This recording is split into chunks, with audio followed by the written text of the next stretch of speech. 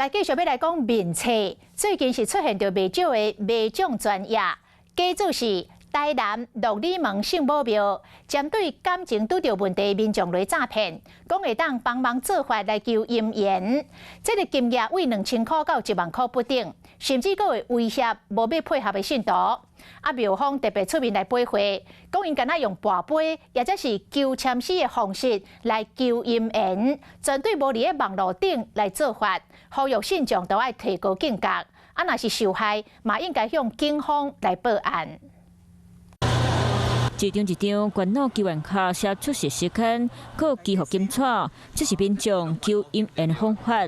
不过，所有人竟用庙的名义伫咧共骗。我感觉安尼唔好咧，庙是咱的民众啊，民众的一个信用。迄接命的庙就是台南土城鹿里门圣母庙，并且卖奖专家真侪竟用关脑姻缘店的名义锁定感情拄着有问题民众，讲替信徒做法事改善。求姻缘金额为2000到1万块着付，若是有受害者发现无对当，得甲你威胁。他有跟他说，好，不知道这是什么一个什么类似祈福包什么东西，要跟他收15000块，让你们的感情更稳定啦，可以让你们之间彼此的关系更好。惹怒神明的话，神明可能会破坏你们之间的感情啊，什么之类的。那台湾人都和香港民众嘛受害，庙方接到消息，赶紧甲信徒提醒，这是诈骗。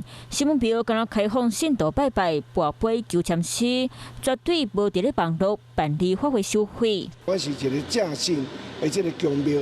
所以我无咧做迄种法事，若有感觉有问题呢，你来敲阮的电话，绝对唔茫伫网络再听迄诈骗集团你讲有做法事代志。尚未接获任何报案情事，民众如发现受骗，可提供相关事证，本分局将依法侦办。诈骗案必须由当事人报案，庙方提醒，若是受害，除了报案，麦当检举非法绑站。Hello， 我是蒋欣梅。想要抢先掌握最及时的新闻资讯吗？赶快订阅、按赞、开启小铃铛，锁定华视新闻 YouTube 频道。